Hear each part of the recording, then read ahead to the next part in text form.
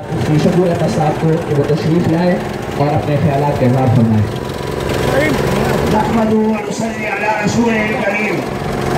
اما بعد فاعوذ بالله من الشيطان الرجيم. بسم الله الرحمن الرحيم. ما كان محمد ابا احد من رجالكم ولكن رسول الله وخاتم النبيين وكان الله بكل شيء عليما. صدق الله العظيم.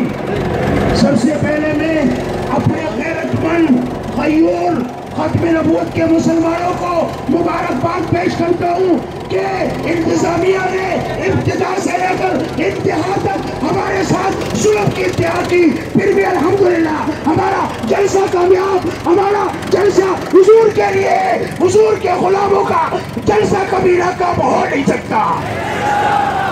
انتظامیہ ناکام ہو گئی اور حضور کے غلام سارے کامیاب ہو گئے.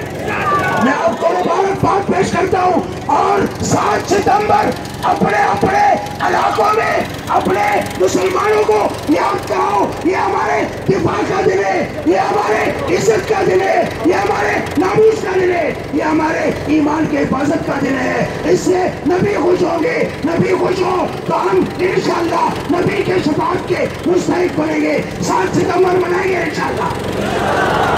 یہ نبی کے خوشی کا دن ہے. آپ جیلوں سے نہیں ڈرتے، ہم ہتکڑیوں سے نہیں ڈرتے، ہم پانسی سے نہیں ڈرتے، ہم حضور کے عزت پر سب کچھ قربان کرنے کے لیے تیار ہیں. ماشاءاللہ اللہ کے جذبے کو مزید ترقی عطا فرمائے.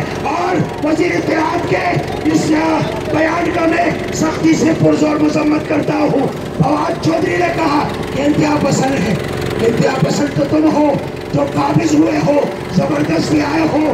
چوری کے پلیٹ میں چور کالا کار آئے، کب تک کہو گے انشاءاللہ یہ ہمارا ملک ہے، بنایا ہمارے اکابر نے، حفاظت بھی ہم کریں گے انشاءاللہ.